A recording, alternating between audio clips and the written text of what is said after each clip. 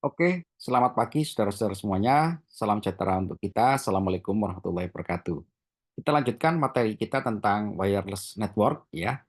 Jadi topik kali ini kita bahas tentang manajemen atau pengelolaan jaringan wireless ya, wireless network management ya. Saudara-saudara, bagian daripada pengelolaan jaringan terutama wireless ini membutuhkan suatu effort dan juga suatu konsistensi yang luar biasa.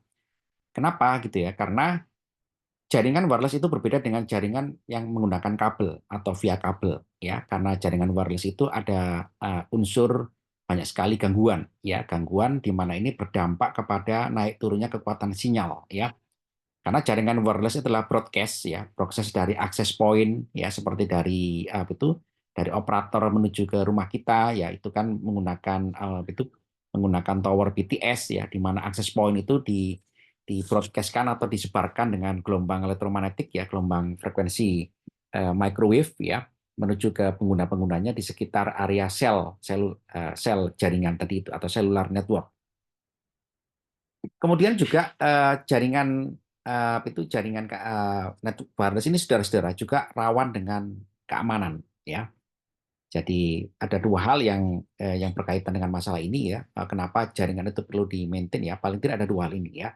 Satu adalah masalah gangguan di dalam broadcast information menggunakan gelombang radio atau juga gelombang cahaya yang saat ini lagi rame, yakni LiFi network ya, Live Fidelity Network. Kemudian saudara-saudara berkaitan juga dengan yang namanya tadi ya sebutkan ya, berkaitan dengan yang namanya keamanan ya. Jaringan wireless ini artinya setiap orang di dalam area broadcast ya, service area dari satu seluler ya atau juga gelombang microwave ya, itu semuanya mendapatkan sinyal ya. Permasalahannya adalah yang mendapatkan sinyal ini apakah bisa masuk ya sebagai akses ke dalam jaringan. Nah, ini juga ya. Yang ketiga adalah berkaitan dengan number ya, jumlah user atau klien yang dilayani di dalam jaringan wireless ini ya. Sehingga ketiga hal ini berdampak kepada yang namanya performansi daripada jaringan wireless.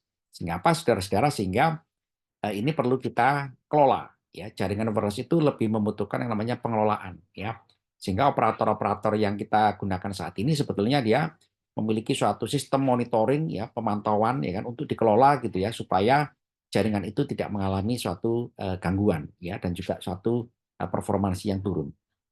Nah, apa masalah di dalam jaringan saudara-saudara? Tadi apa yang sampaikan tadi itu bisa kita sebutkan sebagai roaming ya, roaming ya. Roaming ini saudara-saudara kan itu perpindahan registrasi dari suatu pengguna ya. Itu karena kan ini jaringan seluler ya. Jaringan seluler itu berhimpitan satu sama lain ya, karena adanya suatu broadcast di dalam area tertentu gitu kan. Kemudian broadcast dari area kedua, area ketiga dan seterusnya kan membentuk jaringan sel ya, seperti itu. Sehingga apa, saudara-saudara, pengguna itu bisa berpindah-pindah ya. Satu terregister ke dalam tower BTS sel satu, ya kemudian dia berpindah ke tower BTS kedua, ketiga dan seterusnya secara mobile. Nah, ya. Nah, kemudian saudara-saudara ada unsur daripada penggunanya juga, jumlah penggunanya ya. Persistency of mobile units ya. Jadi di sini juga ada kaitan dengan jumlah penggunanya berapa ya. Di daerah kita masing-masing saudara-saudara ya kan, ukuran kuantiti daripada pengguna ini menjadi konsiderasi gitu kan, bagaimana kita mengatur bandwidth yang kita sediakan di dalam coverage service area tadi itu ya. Yang ketiga adalah lack of SNP agents in mobile unit ya. Nah, ini kadang juga gitu kan penggunanya ini seperti contoh sederhana adalah tidak melengkapi dengan network protokol ya, simple network management protokol ya. Sehingga maintenance di dalam antara operator dengan pengguna ini atau klien ya kan itu tidak berjalan dengan sempurna. Ya kenapa? Operator melakukan menerapkan SNMP yang sangat bagus sekali. Tapi sisi klien atau pengguna dia tidak menggunakan SNMP. Nah, ini nggak sinkron ya satu sama lain. Sehingga harus ada sinkronisasi antara SNMP mulai dari operator ya sampai sampai ke pengguna seperti itu. Yang ketiga, yang keempat adalah mobile ad hoc networks ya. Jadi mobile ad hoc networks ini adalah segmentasi daripada suatu jaringan ya, yang itu bersifat statik atau dinamik seperti itu ya. Jadi mobile Ethernet networks ini saudara-saudara merupakan strategi gitu kan, bagaimana kita mensegmentasi pengguna yang statik sama pengguna yang dinamik seperti itu ya. Nah, sehingga apa saudara-saudara, inilah perlunya pengelolaan jaringan di dalam wireless network seperti itu. Kemudian saudara-saudara, seperti kita ketahui bahwasanya ini adalah salah satu contoh gitu kan, jaringan wireless ya, yang itu apa itu bisa kita gambarkan sebagai hubungan seluler ya, antar sel gitu ya, yang itu terkoneksi dengan apa itu internet service provider ya. Jadi internet service provider ini diedarkan melalui suatu apa itu satu server ya. Kemudian server ini ya kan itu akan mendistribusikan service internetnya gitu kan melalui gateway gitu kan ke access point. Di mana access point ini adalah mengedarkan jaringan internet ya kan dengan cara wireless ya, menggunakan gelombang radio atau microwave ya. Sehingga di dalam gateway ini ya, gateway dan juga yang berisi router ya dan lain-lain ya, itu mengedarkannya ke dalam access point tadi itu ya. Jadi itu BTS di sekitar rumah kita ini pada hakikatnya adalah merupakan access point ya. Access point yang di-broadcast menggunakan gelombang radio atau microwave ya. Sehingga kita bisa menerima informasi atau data dari operator seperti itu. Nah, masalahnya adalah di dalam access point ini waktu dia menyebarkan informasi dengan menggunakan gelombang radio, dia banyak sekali gangguan ya, karena dia tidak berbasis kabel. Berbeda dengan hubungan antara access point, gateway sampai ke ISP ya, Internet Service Provider, itu semuanya adalah berbasis kabel. Bisa fiber optik ya, menggunakan fiber optik ya, yang sangat bagus sekali performansinya. Bisa juga menggunakan konsep metro Politan Area Network ya, MAN, atau juga WAN ya, WAN ya, Wide Area Network yang juga berbasis kabel. Nah, kalau berbasis kabel itu relatif tidak ada gangguan, ya gangguannya itu relatif kecil sekali, ya karena koneksinya itu udah pasti koneksi fisik, ya. Tapi kalau koneksinya menggunakan gelombang radio, nah di sini jadi masalah karena gelombang radio itu tidak stabil. Dia waktu merambat di dalam ruangan, di dalam suatu volume area gitu ya, dia berhubungan dengan berbagai macam fenomena-fenomena gelombang elektromagnetik, ya yang itu bisa berdampak kepada penurunan sinyal ya yang kita terima dari itu antena BTS ya rumah kita, yang berdampak juga kepada namanya efek fading ya, ada scattering ya. Nah, semua fenomena propagasi gelombang elektromagnetik tadi itu kan berdampak kepada penerimaan sinyal ya kepada user atau pengguna atau klien. Sehingga apa saudara-saudara, fluktuasi yang tidak pasti ini, kekuatan sinyal yang kita terima ini juga berdampak kepada performansi ya. Yang kedua adalah dengan broadcast information dari gelombang radio, maka semuanya bisa menerima sinyal. Siapapun bisa menerima. Yang ya, masalahnya adalah bisa nggak mendapatkan akses. Nah, kalau sudah mendapatkan akses, di situ adalah ada masalah security ya, yang harus juga kita perhatikan ya. Kemudian juga jumlah dari satu tower BTS ini melayani service coverage area, itu jumlah berapa user kliennya ini ya, dan juga mobile unitsnya itu juga menjadi masalah juga ya. Sehingga tiga masalah tadi itu kalau kita kuantisasi, kita identifikasi gitu kan, ada paling tidak ada 4 faktor tadi itu ya. Nah, ancaman daripada mengenai isu keamanan ini sudah tadi sudah saya sebutkan kan, adanya unauthorized access yaitu wireless enabled resource ya. Karena dia broadcast information menggunakan gelombang radio, semua itu bisa menerima sinyal di dalam coverage-nya area ya. Bisa menerima sinyal. Masalahnya bisa nggak dia masuk? Nah, ini sehingga harus kita perhatikan bahwa ada threats, ada satu ancaman ya. Yang ancaman ini adalah mengancam kepada akses confidential data ya. Confidential data. Karena kita ini terhubung dengan apa itu, mohon maaf ya. HP kita ini ya terhubung dengan jaringan ya. Ini setiap waktu kirim data satu sama lain. HP saya ini mohon maaf ya. Ini kirim data terus. Ya, kirim data terus ke operator. Yang bisa juga di tengah-tengah saya ini ada yang menyadap, ya menyadapnya gitu kan untuk mencari informasi apa yang dikirimkan dari HP-nya Pak Ucu ini ke operator, atau sebaliknya dari operator ke HP saya. Nah ini artinya apa ya kan? Ada sensitivitas masalah akses confidential data. Ya. Yang kedua adalah adanya denial of service (DOS). Ya. Denial of service ini kan itu pengguna yang mendapatkan akses menyalahgunakannya untuk melakukan denial of service seperti itu. Ya. Kemudian juga tadi ya ada itu yang tidak mendapatkan akses dia juga bisa punya kemungkinan untuk melakukan penetrasi ke dalam satu jaringan wireless seperti itu ya. Kemudian juga adanya itu potensial ya kan pelemahan dari sistem security yang diterapkan ya. Jadi ini ada satu cara gitu kan itu atau juga ancaman gitu kan melemahkan sistem security yang diterapkan di dalam jaringan wireless ya. Nah, ini juga merupakan satu teknologi ya yang sudah sangat berkembang ya, mulai dari penyadapan ya kan dan lain-lain seperti itu. Kemudian juga sudah ada kerentanannya. Ya, kerentanannya ini adalah adanya enkripsi yang lemah. Ya, enkripsi ya program yang sangat lemah. Ini semua terkait dengan protokol ya, protokol jaringan ya.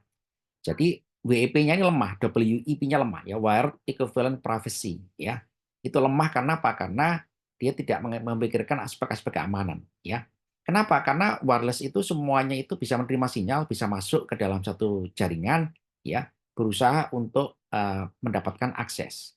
Nah, artinya apa Saudara? Kalau kita menerapkan enkripsi yang di situ memberikan celah ya bagi orang yang bisa masuk ke dalam satu jaringan wireless, maka itu bisa berbahaya sekali. Ya, itu kita sebut sebagai kelemahan daripada enkripsi atau struktur program protokolnya gitu kan, ada kelemahan ya. Wired equivalent privacy ya. Yang kedua adalah radio signalnya itu naik turun tadi itu, ya. Naik turun ya karena adanya fenomena propagasi gelombang elektromagnetik ya. Dan juga ada fenomena interference. Ya, interference ini ya bisa jadi adalah karena itu berdekatannya satu sel satu sama lain ya atau juga dengan operator yang lain gitu ya. Karena seperti kita ketahui kan operator-operator itu mendapatkan alokasi frekuensi yang berbeda-beda ya. Setiap operator mendapatkan jatah alokasi frekuensi yang harus dibagi gitu kan supaya tidak terjadi yang namanya jamming atau interferensi seperti itu ya. Sehingga saudara-saudara kerentanan tadi itu gitu kan itu juga harus diatasi ya. Jadi Anda sebagai network engineer gitu ya dari informatika ya merancangkan satu jaringan wireless itu juga harus memikirkan aspek telekomunikasinya ya, telekomunikasi jaringannya ya. Artinya apa ya di situ harus kita pikirkan aspek daripada fenomena propagasi gelombang elektromagnetik ini kita rancangkan agar tidak terjadi yang namanya jamming frekuensi atau interference seperti itu antar channel microwave yang digunakan.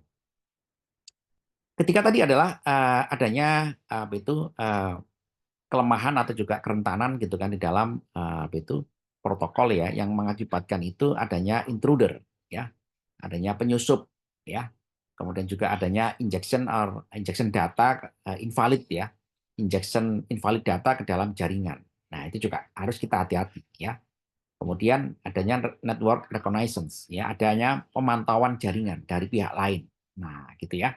Ini juga merupakan kerentanan karena itu semua orang itu bisa menerima ya kan sinyal dari pancaran akses point tadi itu di towernya BTS-nya operator ya.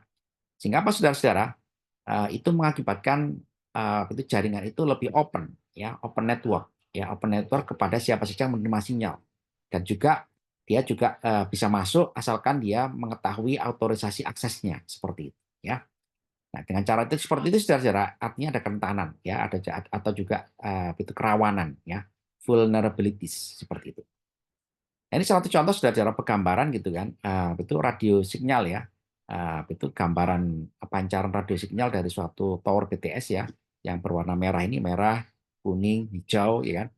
Ini itu daerah di dalam coverage area ini saudara-saudara ya kan, itu ya kan ternyata itu kekuatan sinyalnya berbeda-beda ya. Semakin jauh dari tower BTS gitu kan semakin menurun ya. Dan juga menurunnya gitu kan tidak linear gitu kan. Menurunnya itu kan tidak mengikuti suatu pola ya. Kenapa? Karena ini Pak gelombang radio kan naik turun Pak. Sinusoidal ini ya. Seharusnya kan kekuatan sinyal itu linier ya, dia membentuk suatu pola lingkaran-lingkaran ya. Semakin jauh dari lingkaran apa itu dari coverage BTS gitu kan berarti kekuatan sinyal semakin kecil membentuk suatu pola lingkaran juga seperti itu. Ternyata tidak, ya, karena itu kekuatan sinyal ini, saudara-saudara, propagasi gelombang elektromagnetik ini berinteraksi dengan ruangan, ya. Dan ruangan itu ada banyak sekali isinya, ada gedung, ya, ada pohon, ada volume udara yang berfluktuasi, gitu kan, sehingga mengakibatkan coverage area ini, gitu kan, kekuatan sinyal berbeda-beda, ya, berbeda-beda dan tidak konstan, ya. Jadi kalau kita ukur itu pasti akan berbeda-beda, ya, satu sama lain, ya kan, antara jarak coverage area-nya itu berbeda, dari jarak coverage area itu berbeda-beda dan berubah-ubah, ya, karena memang gelombang elektromagnetik itu berinteraksi dengan medium, ya, apalagi mediumnya itu juga medium yang tidak statik, ya. Gedung, Pak, gedung kan statik, ya. Iya, gedung itu statik. Tapi di antara gedung dengan BTS ini ada udara, ada debu, ada partikel, gitu kan, yang itu memiliki potensi untuk menghamburkan propagasi gelombang elektromagnetik, yang seperti itu, ya. Sehingga profiling daripada kekuatan sinyal ini, saudara-saudara, dari tower BTS sampai ke rumah Anda, ya, sampai ke perbatasan dengan sel yang selanjutnya, itu mengalami fluktuasi yang nggak karu-karuan, ya. Sehingga apa itu, sehingga ini, gitu kan, mengakibatkan performansi yang menurun seperti itu, ya, dalam jaringan wireless, ya, seperti itu. Yang kedua, saudara-saudara, network traffic, ya, traffic atau lalu lintas data jaringan. Lalu lintas data jaringan ini, saudara-saudara, ya kan, berubah-ubah, ya, berubah-ubah karena apa? Karena usernya itu, ya kan, di sekitar setiap sel ini, kan, ini adalah salah satu contoh, kan, gambaran sel, ya, sel ini, kenapa sel ini kok seperti acak, ya, sel ini seperti acak karena memang tergantung daripada volume usernya, ya, kenapa tidak dipasang di sini, artinya yang di sini adalah usernya sedikit, ya, tapi yang di sini padat sekali karena usernya paling banyak, ya. Jadi ini termasuk dalam perencanaan apa itu jaringan wireless, ya. Jaringan wireless itu tower-tower itu dipasang, ya kan, untuk coverage area yang penggunanya itu paling banyak, paling dominan, ya. Seperti di kota Anda, kan, di kota-kota Anda, di kota-kota besar itu pasti berdekatan, ya, BTS-nya berdekatan. Tapi yang di kabupaten, yang di kecamatan, nah itu BTS-nya itu relatif tidak padat. Nah, itu artinya apa, saudara-saudara? Itu memperhatikan network traffic, ya. Di mana network traffic ini ditentukan oleh jumlah usernya, seperti itu. Nah, ini juga merupakan bagian daripada pengelolaan jaringan wireless seperti itu, ya. Sehingga apa, ya kan? Sehingga Anda sebagai operator, sebagai pembagi bandwidth, ya, itu jaringan, ya kan, itu menentukan alokasi bandwidth-nya di mana yang paling dominan, mana yang paling sepi, mana yang menengah atau medium, mana yang katakanlah apa itu bandwidth-nya itu naik turun, ya kan. Nah, jadi pembagian bandwidth ini dynamic sebetulnya, ya. Dynamic supaya apa? Supaya quality of service-nya itu tetap terjaga, ya, seperti itu. Nah, ini salah satu contoh, saudara-saudara, kerawan nomor 3, ya, bagaimana itu orang bisa menyusup, ya kan, untuk mendapatkan confidential data, ya. Dia mengetahui, gitu kan, ada pengguna, gitu kan, dia masuk, gitu kan, bisa menyadap, kan, mengetahui ada pengguna mengakses, ya kan, mengakses di level admin. Nah, sehingga dia dapat data-data, oh, nomor HP sekian, nomor IP sekian, mengakses nomor IP sekian, dia mendapatkan data ini, nah, dia dapat mengetahui, ya. Jadi itu adalah satu contoh, gitu kan. Bahkan juga bisa mencuri password, ya.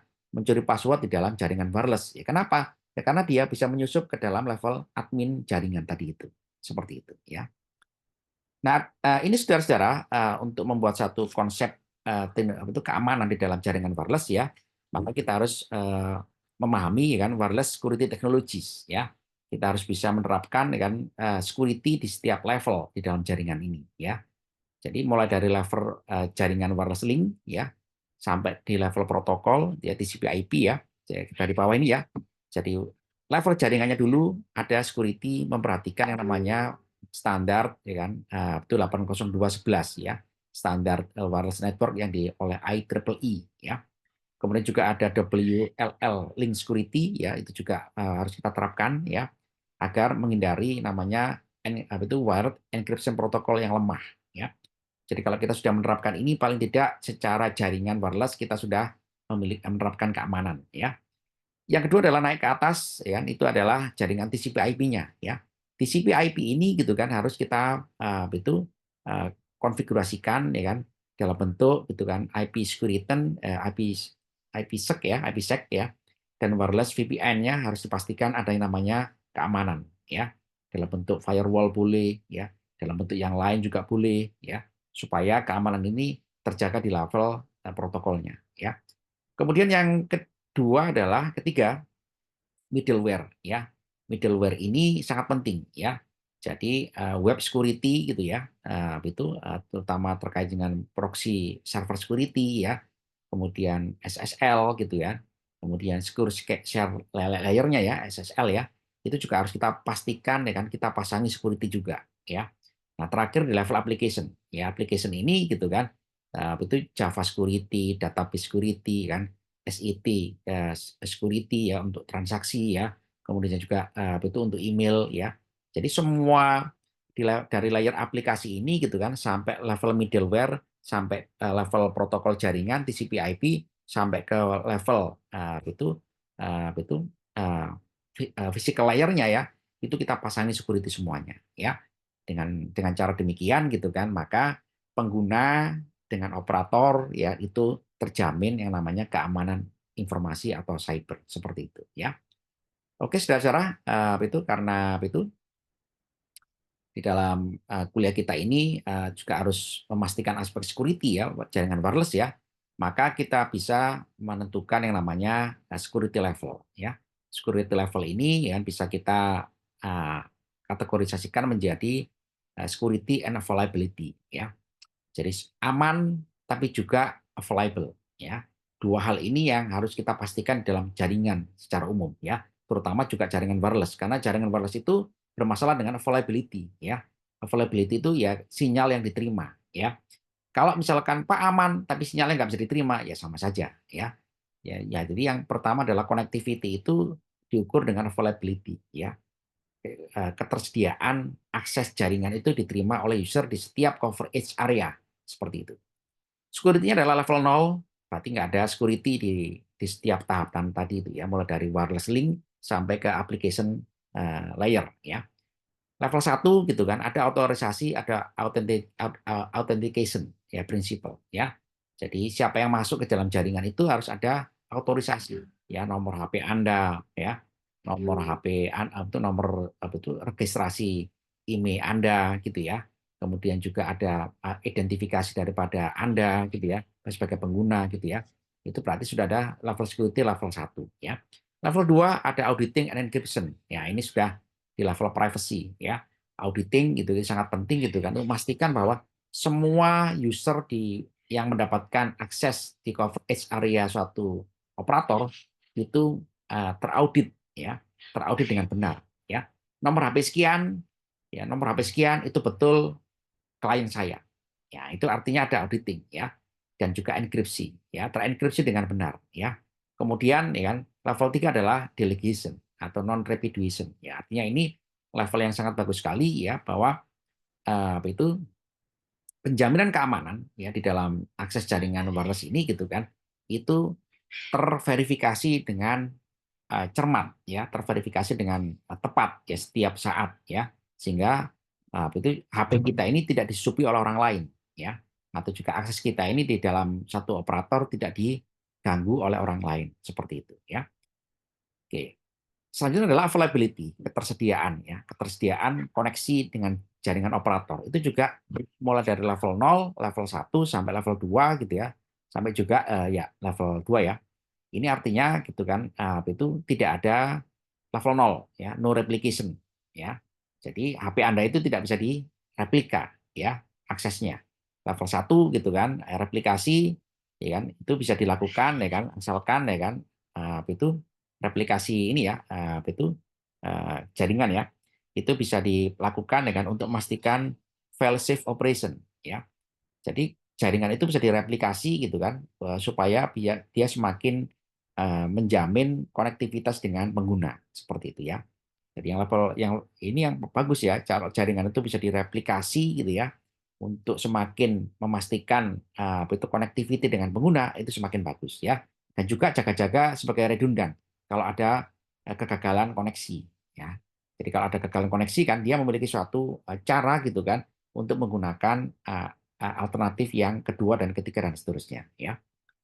Level 2 adalah ada FRS ya, fragmentation ya, redundancy scattering. Ya, ini FRS ini digunakan untuk mengantisipasi ya kan, kekuatan sinyal dari jaringan wireless ini bisa diatasi ya, bisa diatasi, bisa di-tunable ya, bisa dikelola gitu kan supaya menghindari yang namanya penurunan daripada konektivitas seperti itu ya.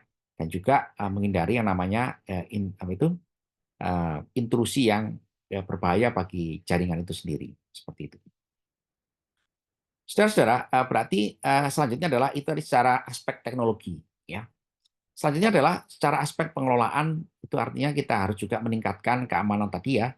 Setelah aspek teknologi, kita juga meningkatkan secara pengelolaan by policy ya, policies ya atau kebijakan ya. Jadi policy atau kebijakan ini gitu kan supaya jaringan tadi itu diatur, diregulasi dengan kebijakan ya.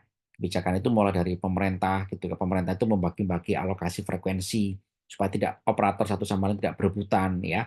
Nah, itu juga satu contoh. Ya, salah satu contoh bagaimana policy kebijakan itu juga berlaku ya untuk memastikan keamanan bagi penggunanya ya. Kemudian juga asesmen ya, asesmen itu juga sangat penting ya untuk menganalisa gitu kan data-data klien ya, data-data pengguna operator ini gitu kan. Betul nggak ya pengguna ini hanya pengguna murni, tidak ada pengguna yang bersifat intruder. Nah, ini sangat penting juga ya, sangat penting juga ya sehingga apa saudara-saudara. Itu yang melakukan hacking-hacking tadi itu kan dia pasti tidak menggunakan device yang biasa seperti kita ini ya. Dia menggunakan device yang tidak bisa dilacak ya. Dia tidak bisa dilacak IP-nya, penggunanya di mana seperti itu ya. Jadi kalau misalkan Anda itu menggunakan HP yang seperti umum seperti saya ini gitu kan itu pasti ketahuan. Oh Pak Ucu ya mengakses Google jam sekian, mengakses layanan internet sekian, itu ketahuan semuanya. Tapi ada pengguna yang sama sekali tidak bisa diakses ya, tidak bisa diketahui di mana dia ya di sel mana ya di coverage BTS mana dia mengakses ya apa saja yang diakses itu tidak ada yang seperti itu artinya dia menggunakan device khusus ya yang tidak bisa dilacak IP-nya ya, dan keberadaannya ya. Nah, ini saudara-saudara kalau kita sudah bisa menerapkan policy gitu kan kemudian assessment ya kemudian kita juga menerapkan namanya limit access ya kan dengan menggunakan wireless security measure ya standarnya IEEE kan 802.11i ya. Jadi ini harus kita atur ya aksesnya pengguna itu harus kita atur supaya tidak sembarangan ya seperti itu. Kemudian juga eh, memaintain gitu kan antara jaringan wireless dengan jaringan yang berbasis kabel ya. Operator itu tetap menggunakan jaringan kabel ya fiber optik ya dari Jakarta ya Singapura, Jakarta Singapura atau Jakarta Batam ya Singapura itu masih menggunakan fiber optik ya. Kemudian dia broadcast menggunakan access point di wirelessnya seperti itu. Ada dia juga harus mengelola ini juga ya, mengelola jaringan itu yang berbasis pada kabel ya. Itu sangat penting gitu kan agar apa aliran data itu dari ISP yang di pusatnya ya entah di Singapura, Hong Kong atau Jepang atau di Amerika ya kan itu tetap berjalan dengan bagus itu performance-nya. Kemudian saudara-saudara itu selanjutnya adalah jaringan ini harus kita scan ya, harus kita monitoring gitu kan secara reguler ya. Betul nggak ya kan? Anda sebagai operator kan bayangkan sebagai operator kan memiliki 1.000 tower ya sebagai access point. Nah, ini bagaimana aliran data dari pusat ya sampai ke terdistribusi ke access point di daerah-daerah ini. Nah, artinya harus ada pemetaan ya, pemetaan mengenai uh, failover jaringan atau fault toleran jaringan ya.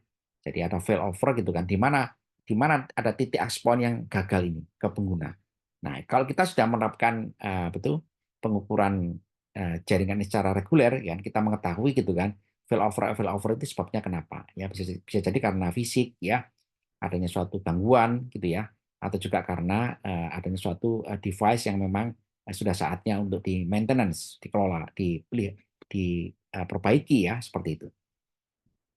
Dan terakhir adalah enforce wireless network policy. Nah, itu juga penting ya, enforce memperkuat ya kebijakan pengelolaan jaringan ya.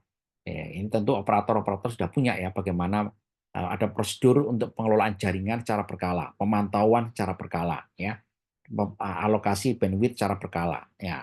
Ya kemudian juga sampai ke level gitu kan, bagaimana melayani klien atau konsumen jika ada kendala. Nah, seperti itu ya. Oke. Oke, saudara, itu dulu penjelasan saya mengenai apa itu wireless network management ya. Nanti kita lanjutkan materi kita dan video ini akan saya unggah untuk Anda simak ya. Sekian dari saya, Anda bisa bertanya dalam forum jika ada pertanyaan ya. Sekian dari saya, selamat pagi, Assalamualaikum warahmatullahi wabarakatuh.